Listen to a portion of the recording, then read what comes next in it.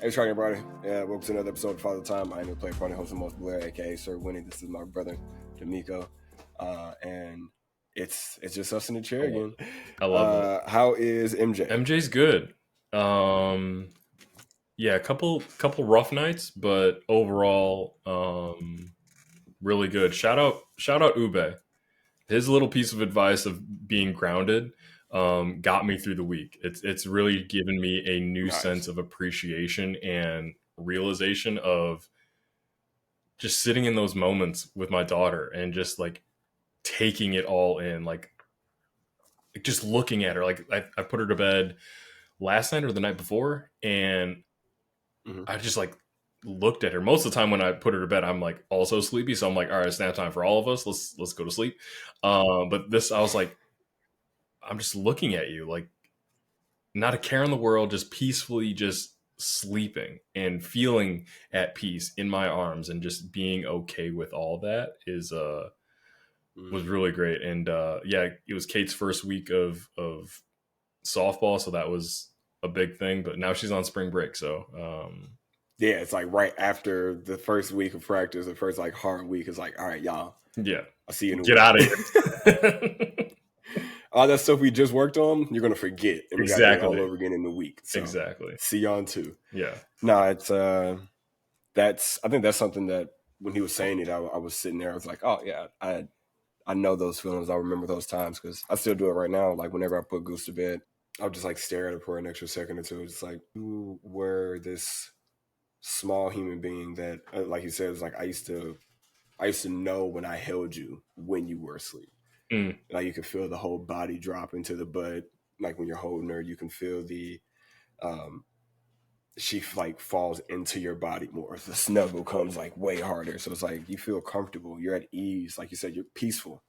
I am your comfort. I am your peace. And that's I don't know, man. Like as a dad, that's one of the biggest.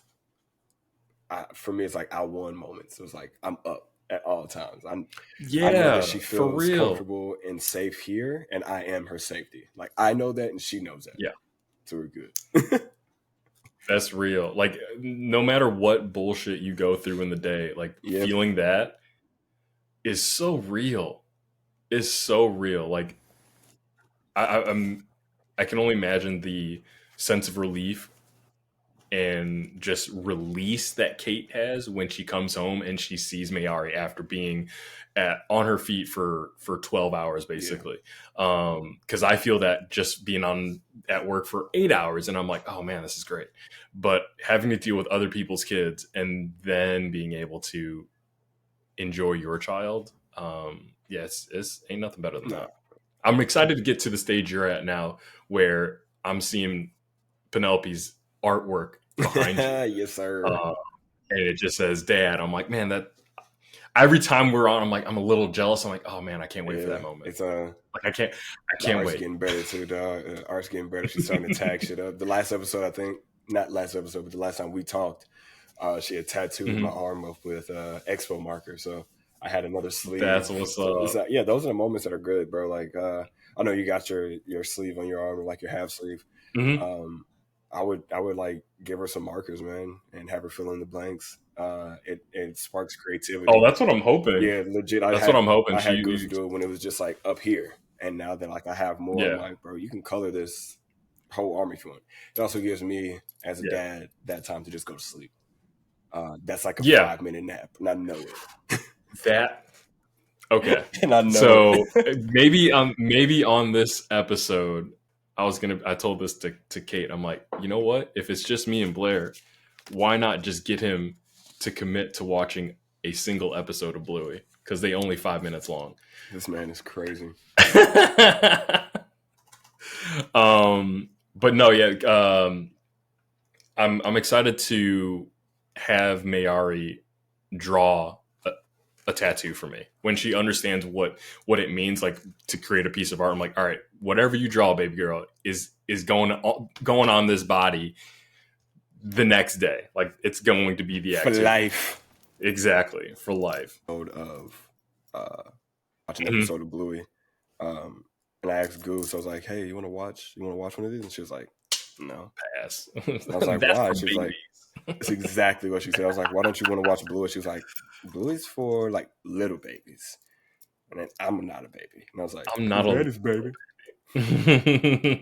no. And then Kate's like, well, what episode are you going to show him? And I'm like, I don't know.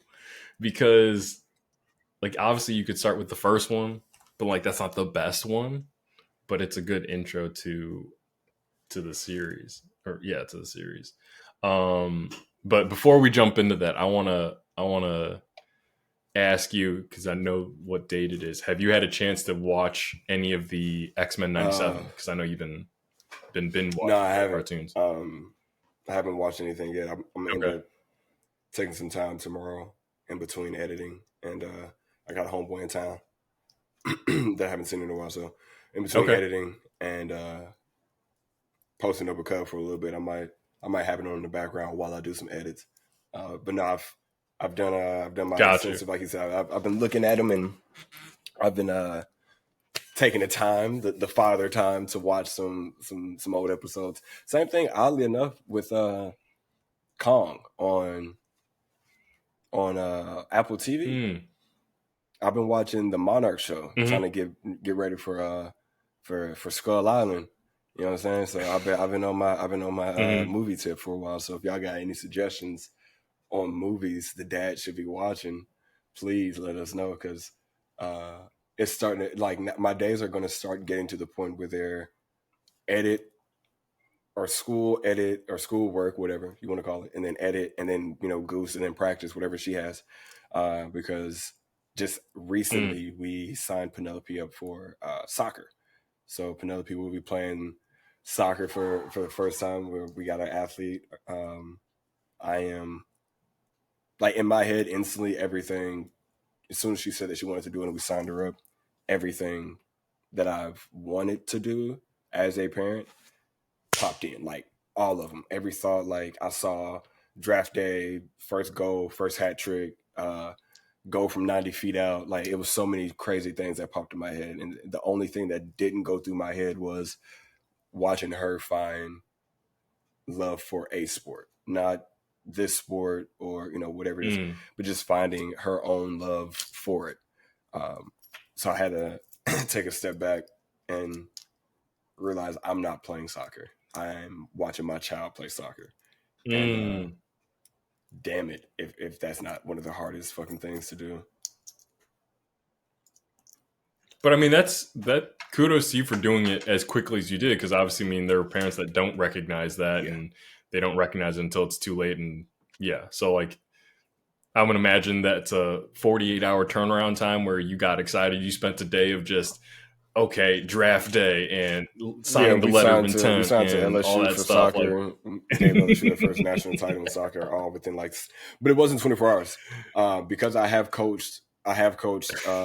Kids here in Eugene, and I've seen how parents are, mm-hmm. some good, some bad, some indifferent. Um, it was really just a it was merely just a 15-20 minute, like, overhyped feeling, and then I was like, all right, this is hers, Yeah, this isn't mine. Yeah, it was very quick, even bro, better. because I could have been that, and I've seen, and I've had to have conversations with too many of those type of parents, excuse me, where it's like, yo, like, your Mm. kid is going to hate this sport the more that you come to practice, so don't come to practice, please. Yeah. Like, when I actually got super confident in myself as a coach Mm-hmm. is when those moments started to arise, where I was like, yo, you entrusted me to coach your kid. I've seen the paperwork. All of you could have signed up to coach your kids. All of you. Mm-hmm. And all of you said no. Some of you said no with capital letters. With that And being, 5 O's. yeah, like, no. So with that being said, you are eyes. You are supportive voices, supportive hands in the crowd. I don't even want you coaching the kid in the car. Mm. No I was thinking conversations. about that. Yeah, No I was conversations thinking about of that. what the coach should have did or how you feel the coach, because all that shit spills back at practice, and you're Yeah, gonna have your kid make every other kid here run, and then your kid's gonna hate coming to practice, and it's yeah. all gonna fall back on mommy and daddy. Anybody who's been coached by Coach Blair understands and remembers that what one of us do, we all do. It's a chain, and if one of us is weak, we're all weak. That thing could be broken at any time. I think about that military thing of like, if one person in the squad is slacking on knowledge, it is everyone else's responsibility in that squad to make sure that person's all square. Yeah, I had a thought about that. Oh yeah, this morning I was walking Lincoln, and I was just kind of thinking about Mayari and what her athletic career, whatever that's going to be, and I was thinking about it from the lines of like, what, basketball? Let's say basketball. I know how to play basketball. I'm not a basketball player. Yeah. Now, if Mayari says, "Hey, Papa, let's shoot around," all right, cool. Or, "Hey, can you help me work on my drills?" I'm not doing research on basketball. All right, well, this is what Steph and Kyrie do, and this is how you need to do it. This is let's listen to the new LeBron and JJ Redick podcast and get into the mind of what that means and why Kobe made this pass. I'm not doing that. Yeah, like you said, coaching in the car. I'm not doing that. If you want to work on drills, you tell me the drills your coach has you working on, and we'll work on those. We're not doing anything extra on top of that, other than the work on it. But I'm not telling you, because, and this is what I was getting from how you were saying it was, I don't want to confuse Mayari. Okay. Like, obviously the goal of the coach is to get a specific thing out of your players and out of your team as a whole. Now, if I've all of a sudden she's playing point guard, or she's playing center because she's the biggest person on the team, but I got her working on like things that a point guard does, that's not her position. Obviously, this is thinking not in today's basketball where the center is basically a fucking point. Doing like what's his face from San Antonio? No, I'm thinking of San Antonio. Wemby. Yeah, Wemby. Yeah, he's a specimen. Mayari may or may not be a specimen yet. I don't know. Too early to tell. I'm throwing her oops, but I don't know what else is going to come from that. She's dunking them, dog. I'm telling you, that's it. One day she can't dribble to save her life. That's just, we'll say that. That sounds like a sinner to me. But yeah, like my biggest thing is I wouldn't want to. Yes, as a parent, I got final say, but I understand the goal of the team. Mm-hmm. I wouldn't want to confuse Mayari, knowing that she can't differentiate the two. Of like, oh, this is something to maybe build to, or maybe in the off season we'll work on this. But during the season, I'm like, no, we're working on whatever coach says you need to work on if you want to be getting some reps in. Like, because there's a goal in that. Off season, yeah, let's get crazy. Let's experiment. Let's get better. Gotcha. But during the season, I see that. No, I definitely understand that, because I was about to say, like, yeah, you should definitely take in the yard or take it to the Y and get some reps up. Because it's still like sharpening skills. Like, if your coach wants you to be Payton Manning, I'm not going to train you like Michael Vick. Yes, there are positives to being able to evade tackles and stuff like that. There are transferable skills, but the team that you have is meant for you to be the Peyton Manning. Yeah, not they need you to be Michael Vick. They don't need you to exactly. Michael Vick. Yeah, exactly. Know your role, not baby. Yet. Play your role. Play your role. Exactly. Yeah, and that's really it. That's what a lot of people, a lot of kids don't get. A lot of parents don't get. So, I think that. Excuse me. Another one's coming, I'm pretty sure. Damn, you need the tongue. Jesus Christ. I do, bro. I got heartburn. Heartburn, man. You only 33, 33, I'm 32. Like, what are we, 33 years old, bro? What we got heartburn for? Come on, dog. Off of beer, too. That's crazy. No, but it's like you definitely want to instill some type of discipline and go with the flow, while also in the off season, this is where we can add to our bag. But during the season, if our job is to do this thing, then that's our job. We're going to stick to it. Speaking of jobs, last episode, we had your co-host on, or your co-worker on. How was work after that? After the episode? So that was Friday. Mm-hmm. Yeah, we record on a Friday, so I didn't see him in the office until that following Tuesday, but obviously we chop it up all the time. Yeah, he was nervous. Like he thought he didn't do a good job. And I was like, no, you did a great job. Like, this was your first podcast, and it went well. Like, and obviously we could tell that as we got further into the conversation, he started to loosen up and feel a little bit more comfortable. But it's a lot. Like, I think about the first time we had a conversation on your podcast, and I was nervous. I was dry mouth. I was cotton mouth like crazy. I was drinking so much water. Bro, I'm like, I had a glass of water as well as some hot tea, but it was the summertime, and I'm like, I'm over here sweating. I feel it. I'm like, is the camera picking that up? And I think I had to do the actual Discord on my phone. Yeah. And so I'm like, yeah, it was a whole thing. Yeah. It was a whole thing. So like, obviously I get that nervousness of like how we even talked in our first episode. I'm like, I don't like the sound of my voice, and like having to get comfortable listening to the edits and making sure that the captions match the sound and all that stuff. Welcome to the I world forget what I editing. sound like now. I forget what I don't know what I sound like. I know I say words, but when I'm rewatching our episodes, I'm not listening to me because I know what I said. I'm listening to you or whoever the guest is, and I'm laughing at the content as if I'm I'm laughing at the content. I'm watching it as if I'm a live member of the audience. Yo, he legit does. He'll call me at like 8 o'clock, 7 o'clock in the morning, knowing that I'm in bed, and he's like, dude, I'm watching this as a fan right now. This is so funny. I'm like, all right. I'm like, how are we not famous? Like, are they watching the same thing we're watching? They obviously can't be. Yeah, we got hits on hits on hits on hits on hits. They'll learn. But you had mentioned it in the conversation, so I'll cut this part out. that's when you get Winnie the Bish. You have Coach Bishop, and then you have Winnie the Bish. Yes, the guy who knows how to talk well, and the guy who's gonna say some shit to you. Yeah. Or we gonna run.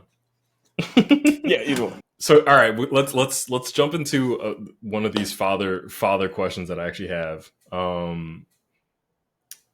When looking at Penelope now, obviously I know every day is filled with the joy and fun and of all. I understand the day-to-day stuff.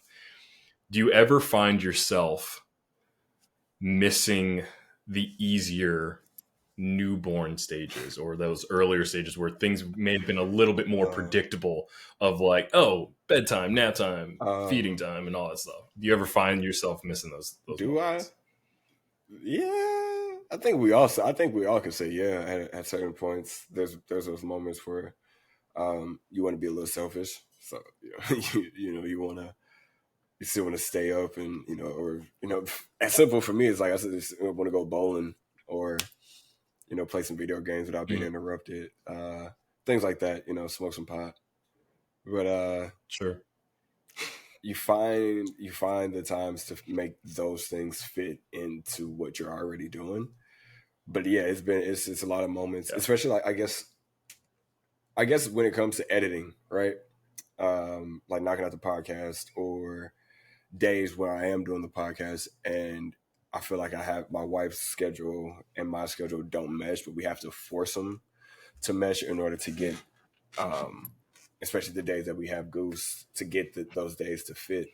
So it's like, on those days, it's hella where I'm like, man, if she was like 7-8 months, I know for sure a bottle at, 5:15 is going to put her down until 6. I can pause, throw another bottle in, and I'm good until 7:30. You know what I'm saying? Like, I know that those things work out.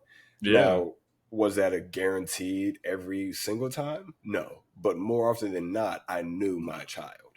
And I think we kind of had this conversation before. It was like, if your kid was crying in a room full of kids, like, could you pick out your baby's cry? It's like, I don't know. Mm-hmm. For sure what Penelope's schedule was when she was 7 months, like off beat, but 80% of the time, I know I could do that schedule right there. 2 bottles and Cuz was good. She only cried if she needed to get changed or if she needed to be fed. Like, yeah, Cuz found her own feet yeah, at like 6.5, 7 months. So she was entertaining herself with like playing with her feet and like finding her hands at a very sure. early age. So, no. And I don't know. I think I like these questions, bro, because it does give me that sense of like being able to go back and think about things.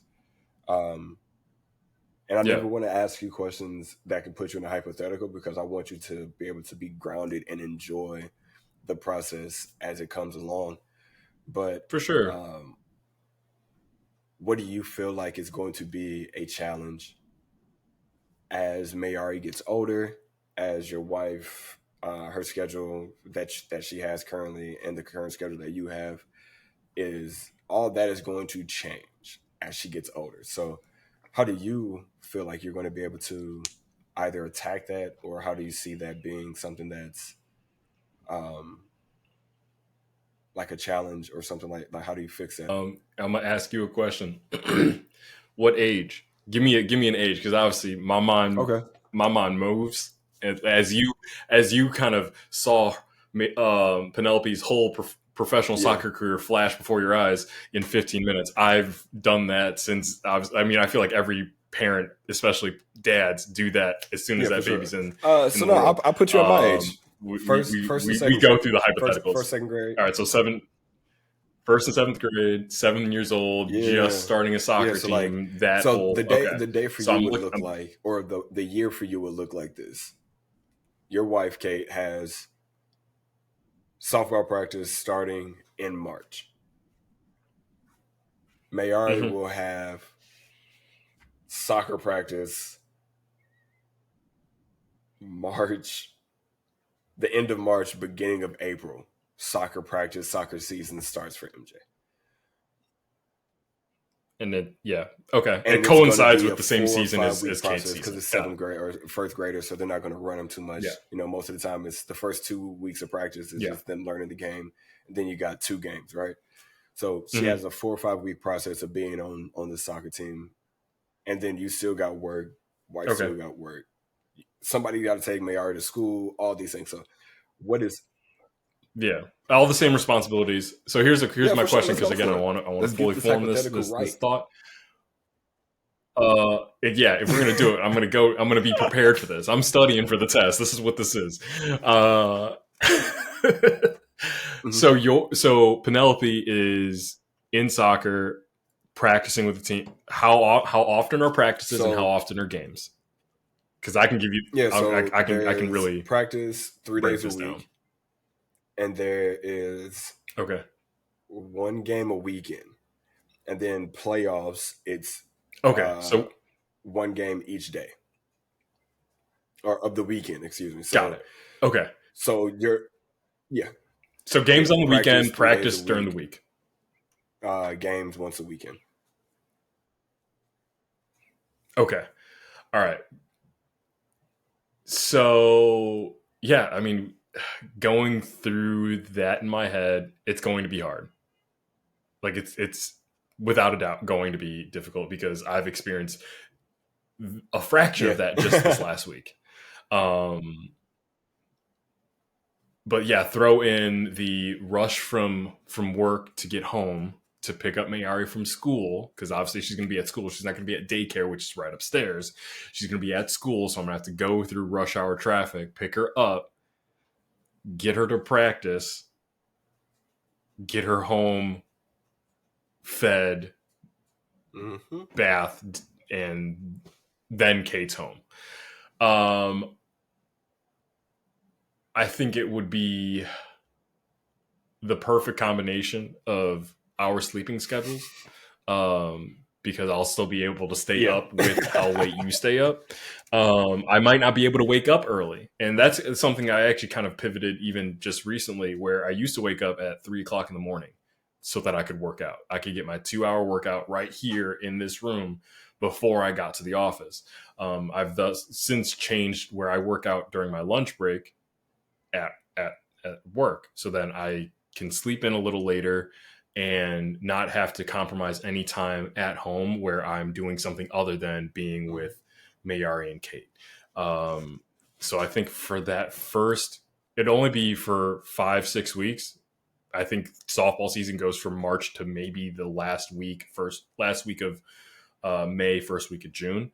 So even if it went through that whole period, I think I'd be okay. I think Kate and I would be equally exhausted. Oh, come on, Tiger. Freaking Funko Pop's falling. Super glue you. All right, well, Tiger, you got a busted knee anyway, how so is you're Tiger just going to have to lay down still for a getting second. master considerations? What has he done besides to be Tiger Woods? Past champions, lifetime, which is why Jack Nicklaus, Arnold Palmer, all were able to hit those like first tee shots. Which is why it was such a big deal when Lee Elder was invited to tee off. So going back to your question about Kate, ideally, we've talked about this, and I've asked her because I see the struggle that she goes through of the stresses of teaching as well as putting that combination of coaching in there. I think in one world she would love to be a full-time coach, and I mean if Oregon needs a softball coach, we out there tomorrow. Yeah, she would love it to be where she was just a coach or just because she knows the rigor of being like a head coach can be a lot. So maybe just like an assistant coach or a specific position where the responsibilities never solely fall on her. Yeah, because the head coach has got so many responsibilities, as she knows. Yeah, the end all be all, wins and losses, no matter what, fall on you. Whether you got a great team, whether the situations are perfectly set up for you or not, like it all is going to fall on you. So, no, I actually have been looking at a lot of softball coach only jobs out here, like no bullshit, like around the area, stuff like that. So, yo, say less, because I know that's one thing that Kate would do, and then because she's got her master's degree and she's thought about like getting her doctorate in like some sports psychology or something like that. I know she's been talking about that for a minute. So if she could take a full-time coaching gig and then also, hey, get her study on at that college, then she would do that in a heartbeat, especially if it was like Oregon, like a town that we're not from there. And Kate she does like the wilderness and having those types of adventures on hand. That's why California is such an appealing place to be, because California is somewhat you can experience a lot of different things in California. But it's like we're closer to a lot of national parks. It's the proximity, because in Chicago, while we do have things to do, the proximity to those national parks and that sense of adventure it takes like a 45 to get to. Excuse me, a 15-minute drive outside the city just to to experience a hike that's 2 hours. It's going to give you like some type of like actual effort, energy to put into. Hell, that's like down the street from the crib. It's legit 15-20 minutes from the crib. We do that. Yeah, bro. But no, so yeah, I definitely. Fingers crossed that University of Oregon needs a softball coach. And I got 4 years of eligibility left, so let's go. I've always thought about things like that, just like as a family, like yourself, you guys are all in a very, both parents are in a very great position with their jobs. Your careers can be careers that are flexible in a sense. So it's always been like that. Mm-hmm. What is that conversation like? And not who holds the power, but like, is the end all be all when you make your choice to move or when you make your choice to get a new job? Is it a financial thing? Is it a enjoyment thing, entertainment thing? Or is it the betterment for the family? Or do all those things fit into one? Because like not going through that now, but it's like, I was talking to you. I was like, yeah, I'm looking to get a new car, and with that, the thought comes like, all right, Penelope's going to be in the soccer. Hopefully she likes it. So if she likes soccer, that means we're going to be doing this a lot more. She's going to have friends in soccer, so we're going to be carpooling. So obviously the car fits. Then my wife and I, we're planning on having a baby, but is that, like tonight? Is that next year?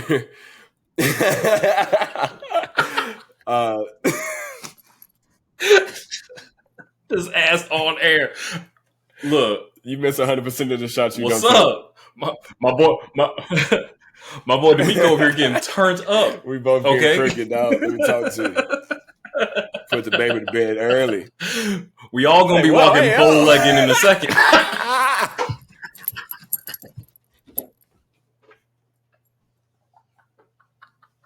Yeah, walking bow-leg is another Pookie moment as well. So we living. We got our viral moments for when people look back in the history and the ethos of what we was doing. Yeah, we got our moments. Yo, for real. Like y'all were out here reckless. That's crazy. So we do have we got a question that came in from the comment section, and it was, what went through your head when you first saw the ultrasound? All right, so I got it queued up. Oh damn.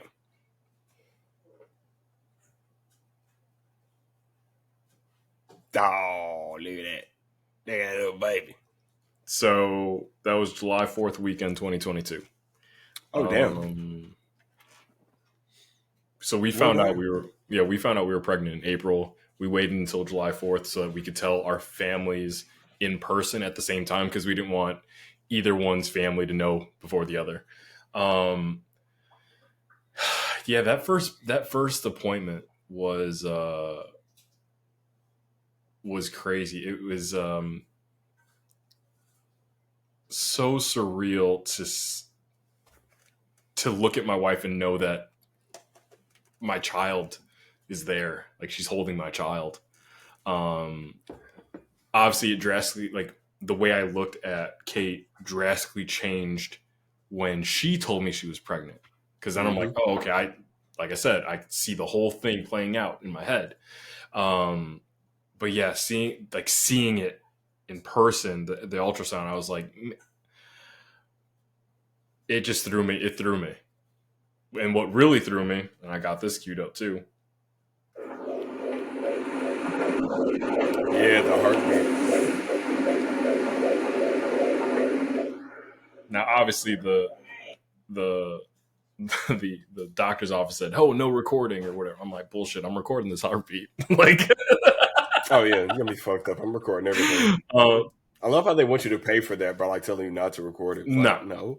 I'm gonna record this, dude. You're an idiot. I found it crazy that some hospitals or some places charge to have multiple pictures of the ultrasound, of the sonogram. I was like, what? Luckily, our hospital didn't charge us, because I'm like, yo, I'm gonna need another one of those. But yeah, it was such a surreal feeling to. Every day it just became more and more real. Yeah, like it just became more and more real. And I actually just recently had this conversation, talking about someone who recently found out that they're having a baby, and they're looking to wait to find out the sex of the baby. And I'm like, that's how we started. Like, that's exactly how we started.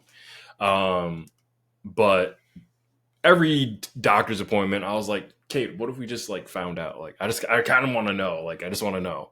But I also didn't want to know. I played like I wanted to know, but I also didn't want to know, but I really wanted to know. I wanted it to be her decision, not my decision. I didn't want to be like, let's find out. I wanted her to be like, okay, let's do it. For sure. So one day we did it. It was like August, September. I'm like, let's just find out. And she's like, are you sure? I'm like, yeah, why not?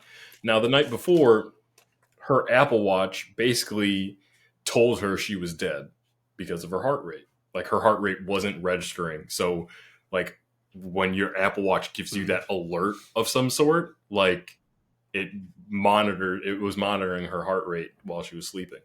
So we brought it up to our doctor, and she decided to test it and finds out that Kate has a heart arrhythmia. Like, there's a downbeat that isn't pumping enough blood. It's not harming the baby, but it could be detrimental. And the longer we go into the pregnancy, it could be a bigger and bigger issue, obviously, because the body goes through so many changes. Well, rewind. That was the day we decided we were going to find out. Finding out the sex of the baby made it more real and allowed me to connect more with my daughter before actually meeting her. We had talked about this where like fathers may experience less of a connection off jump because our bodies aren't the ones going through the changes. Mom is feeling all of those things day one.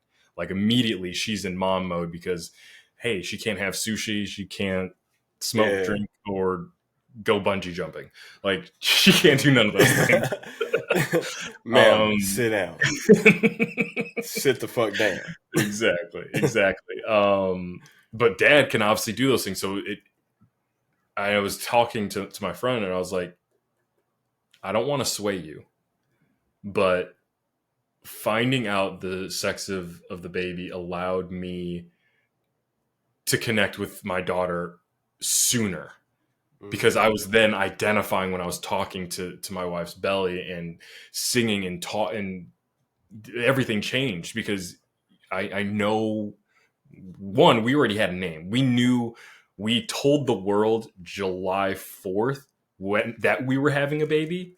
Yeah. We already had a list of 3 names for a boy or a girl by then. So as soon as I knew it was a girl, I'm like, all right, well, this Mayari is the name. Mayari was the top of the list.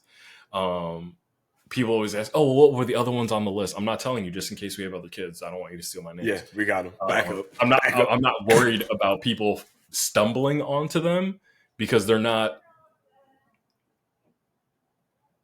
normal names. Got you. Like I look at like De'Meco. I'm like, all right, thanks to Facebook and Google, I now know that I'm not the only De'Meco, but I used to think that because no one around in Beverly, as you know, is named De'Meco. A lot of Sean's, Brian's, and Matthews. Chad, Roger. My name is Blair. How many niggas in the South Side was named Blair? Bro, you almost went down. You almost went down the roster. I saw it in your face. You said Chad. Just going down the roster. It almost happened. Tyson. Jeez. All right, cool. Looking at like when you were talking about yours, I'm going through and looking at the day that we got ours. Hannah and I was February 29, 2016. On a leap day. Yeah, it's crazy. So this is the picture, and then this was her like after they like did the whole little thing. But then this is what the picture we got. We got like the little updated one. Probably can't see, my phone's dirty as hell. Where like there was like the full 3D face of what she looked like. It was just crazy, bro, because it was like we had already told people what her name was going to be, so our friends knew. They made signs for her. This sign is still up in her room at her mom's house. Oh, cool. Yeah, so it's like we were. I don't know. I think we were just excited to us having Penelope. I don't know about her. I can't speak for Hannah, but for me, having Penelope was more like, oh. The first bit, it was just like, oh, I get like a kid, you know, I get to say I'm a dad, I get to be a baby daddy and this, and then, you know, as you get closer and it's just you and the kid's mom, it's just me and Hannah, having conversations at night about what the growth process is going to be, like how she was raised, how I was raised, the conversations that me and her had got deeper, real. We actually didn't know each other that well before we got pregnant, which was crazy. So like you see the ultrasound was in February. we broke up right Mhm. in October. The October before that, October 2015, her and I had broken up. And then I think like a week or a couple of days later, actually, she called me and told me that she was pregnant. And it went Mm. from people who had just like hooked up and were dating and fucking around to, again, like I said, like a legit punching a hole in her wall, breaking up with her, to coming back 4 days later to patch the hole in the wall while all my shit's being moved in. Um, and knowing damn well her sister and her roommate didn't like me at the time, but she liked me and she needed me to be there, and I needed to actually step up. And I knew I was a fuck up at a lot of other things in life, but I knew this was something that Mm. I did not like. I knew I couldn't fail myself at. Like, fuck everything else. Like, I wasn't going to fail Penelope, and I couldn't fail myself as being like a deadbeat. So I worked my ass off at being a good dad. And trying to connect at an early point, like as fast as I could, as early as I could. Mhm. It was uh, it was it was crazy. It was real crazy. And we didn't find out the sex of the baby. We just kept getting the like little things. But we Mhm. had a genealogy blood test Mm. because Hannah has and I'll fuck it up if I say it, so I won't say it, but she has some type of like blood disease, which Okay. messes up like birth control and all this stuff. So they wanted to make sure that she didn't have like any of that was going to be passed on to the kid, as well Gotcha. as like any birth defects. Yeah. And then they told us, hey, if you guys want it, we can let you know the sex. And we're like, yeah. So the lady was like, all right, so it looks like you guys you're gonna have a healthy baby girl. She has, and I heard her say healthy baby girl, and then the room went like silent, like blackout. I ran out into the hallway. I'm screaming, jumping around. And then like the weight of the word girl and she sat down on my chest, and I think I cried for like 10 minutes. We talked about it before. Like, I know that me having a daughter was karma, and people can say that that's me being egotistical or misogynistic, but it truly was. The person that I was, if I met him today, I'd try to nurture him so much to make him a better person. And it was because of being with Hannah and then also meeting my wife and having my daughter that kind of like gave me more of a green flag bearing attitude when it came to being, a girl dad and being proud of um, falling in love with women's sports and standing up for a lot of people. Not saying that I didn't before, Mhm. but when you're silent, your silence is acceptance. Uh, and I became more vocal, stood up a lot more for the things that I saw wrong, and I'm very proud that my daughter helped me become a better man. And people can take that clip for whatever you want it to be. Kiss my ass. That's a fact. Like, my daughter made me a better man. My wife has made me a better man. I wouldn't be a great friend to De'Meco if it wasn't for my wife, because our relationship has allowed me to talk more. She won't let me not speak my emotions out. I have to talk to her, and I'm not raising my voice at the person that I care about, so I have to talk to her. You can't be a gorilla 24/7. My daughter has shown me like I can get my point across to people by just simply, it's like being an actor. Nigga, I'm a mob boss in a movie now. Like, I just Mhm. say things to people in more of a gangster tone. Am I the baddest nigga in the world? No. I just know I'm confident in who I am. I'm never going to outstep who I am. So Mm. when it comes to showing that strength and holding back the person who is used to just swinging off, I think that is more powerful than crashing out. Being a crash dummy is stupid as hell. Mhm. And why do you keep saying that I'm gonna edit this? You Yeah. edited in this one too? You trying to edit all the videos from now on? Yeah, you. You said it Who, earlier. It was me? like, I'm gonna edit this one. I'll edit this out. And I was like, oh, okay, look at you editing things out. Taking taking over all the No, no, edits no. I'm now. not. Okay, No, no, baby. I'll do social media from now no, on. I got you. no, no. It'll take me 12 days to get that shit done. One video, No. 12 days.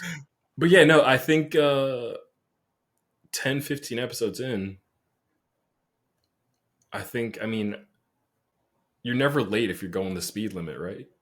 Like you get to your destination. We're going as fast as we can go. If we were going to go any faster, that's when you crash. Like there's a speed limit for the reason. So like I think we were going exactly as fast and in the direction that we're supposed to go as much as possible. Like did we have to pull over and ask for directions? Yeah. Figure some stuff out. Whatever. Like I think we're exactly where we need to be. And I'm really excited about by the time this airs, hopefully we've got a few more juice partnerships that we can kind of divulge to the audience. Partnerships, whatever. So do you mean? as we've already created some ad spots. But yeah, man, it's crazy to think that again where this started, Winnie the Bish. Yeah. That's how it started. And then fast forward, we just started talking about it. And then it had a name. And then we're like, all right, this is the logo. And like being part of something, like building something. Like this is my first time doing it. Like, yeah, I created Vibe Golf, but that was like, it's easy to create a social media profile. It's a different thing to put the work in and edit and work with a partner to do that. Yeah, like I just am blown away by how far we've come. And again, how we started, me specifically not wanting to hear myself talk. I'm literally doing a podcast where all I do is talk. All you do. All I do is talk. That's the craziest thing to me. I do not like the sound of my voice, but I've gotten to the point where I'm numb to it. I don't realize how I sound. I'm not thinking about putting on a voice. This is fucking fun. Yeah, it is. All of this, even the struggles, the hardships, the challenges that we face. I love it. Like I'm still racking my head on how to create more. Like because again, we're trying to compete on YouTube. Shout out the YouTube channel. Go subscribe right now. Click it right now. Click it.